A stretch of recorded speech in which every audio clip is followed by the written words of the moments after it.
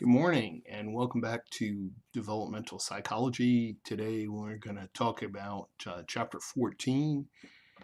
14 and 15, if you're reading ahead in the book, are the chapters on old age. So today what we want to talk about in chapter 14 are the physical and cognitive aspects of getting older. Um, and I think probably the central part of that is a concern for our dwindling health. We are getting, when we get older, we're nearing death, more or less. I mean, people die at all parts of the human lifespan, but in particular, most of us die when we're older. So what does that mean? As far as the demographics, we think, well, because of medical science, and we're sort of figuring out diseases and curing them and all, that naturally, logically, people are getting older and older and not dying when they're older and older. Um, so this is what we call longevity, how long you can expect to live. Um, there are different ways of looking at longevity. First is life expectancy, where we kind of look at the average. The way it's actually done is to take every year that people are born and look back until we find the year at which at least half of the people who were born in that year are now dead. And that's what we call the average life expectancy. So if we were to look back and we say, well, from 1950 and before that, at least half the people are dead, then 50 would mean 50 and 68 years. So the average life expectancy would be 68. That's the way that's done. That doesn't necessarily really mean your life expectancy, though, because a lot of people look at life as being useful. What is it that gives our life purpose? Um, is it life when you're sitting in a wheelchair, unable to talk? Maybe not really, as far as other people are concerned, maybe not really thinking very well, very clearly. That would be what we would call not useful life, I suppose. And that's a subjective thing. I mean, I guess everybody has their own definition of what they feel like their lives are meaningful. And if you can't accomplish certain things, maybe you would consider that your life is not meaningful. To someone else, however, they might say they feel like they're alive, even though they might be locked away in their mind and not really able to do anything physical. Um, Keep this in mind when we're trying to understand the psychology of people in their life span.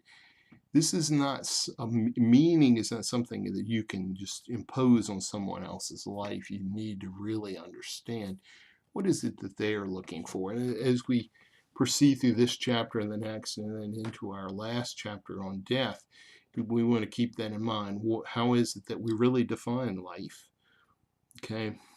As far as biological changes of aging really implies that we don't have the physical nature that we did when we were particularly younger children and adolescence and young adulthood, um, which means really we're defining it as we're starting to die. And starting to meaning you're not dead yet, but you don't have what you used to have. So there are a lot of theories that you'll read about this. I'll just point out a few. Just think about it in terms of cellular metabolism, say. So you have a certain number of times that your cells can divide. Um, you also can think that there are things that we do, food we probably shouldn't eat, or smoking, or pollution, or whatever, that is contributing chemicals to us, to our bodies, and to our cells that are not good. Um, some people think of it dying as a genetic thing, that we're all programmed with a certain life expectancy, a certain number of years. And if you look at your family, you say maybe people in your family tend to live longer, not as long, or as whatever. And there's a programmed cell death idea to it. Um, Really, as far as physical development or physical, I don't know what you would call the opposite of positive development, maybe negative development, the things that we're leaving. Look at it in terms of systems. For one, the major system is neurological. Many people, that's the way they know that they're on the way out, is they get the dementia, or they have a stroke or something. These little accidents, ischemic accidents or incidents, are those that are going to take away memory, particularly, or take away the part of the brain that controls particular functions. So that's what we're looking at. Another system is your cardiovascular system. So if you build up plaque in your arteries, then that's going to hasten your demise, and particularly your aging. Look at pulmonary obstructive disease the other way. Chronic obstructive pulmonary disease, COPD, is an example of the pulmonary system, your lungs, and your lungs only have but so long to breathe, I guess. And then not necessarily that this has to do with your dying, your impending death, but probably most of our senses of seeing, hearing, and all are going to degrade over the years as we get older. Um, an example of that is what we call presbyopia, which is about how your eyes and your seeing degrades. There's what is it called? Presbycusis, where your hearing is going to degrade. Very specifically, there is only a certain amount of time that your cochlea, or the hair cells in the interior cochlea, really have. So what do we have with this? What is it? Where does this get us as far as aging? It's natural to get older. It is probably those people who want to deny that they're getting older, or they want to keep getting surgery or something in order to look younger. It's those people that are probably going to feel the psychological effect of stress, excuse me, and that's not going to help, and that's going to put some age on if they're really worried about it, or worried about what you're eating, or worried about if you're looking too old or something like that.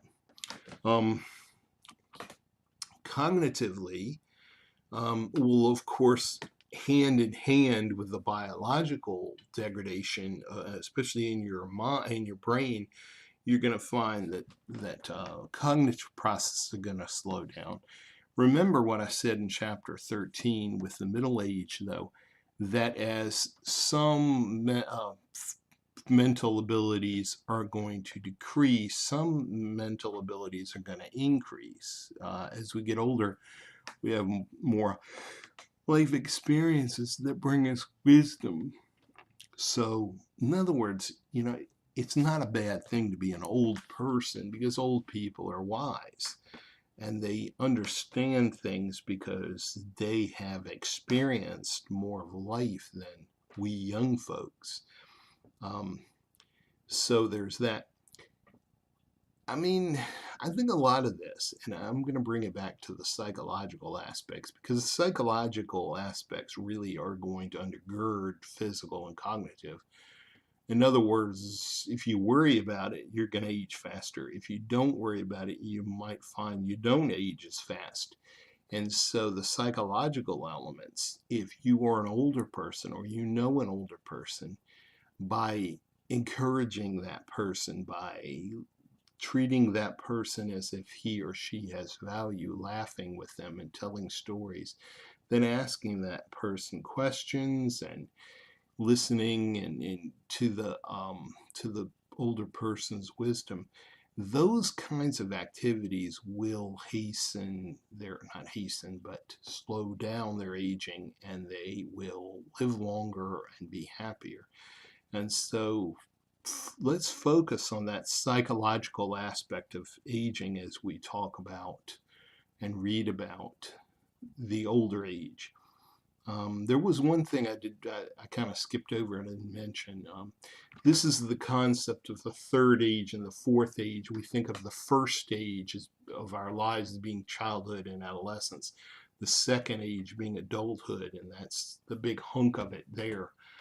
Um, at least, I would say at least a quarter of it, however, is old age, and old age is separated into third age, where we would say this is where we're older and we're slowing down, but we're still active and involved. And the fourth age, where we are basically being taken care of because we can't really do that much. And this is where we'll see a lot of the really more serious medical problems. So anyway, I hope you enjoy the reading, discussion, and the analyses and all. And I hope you're having a great week, and take care of yourselves.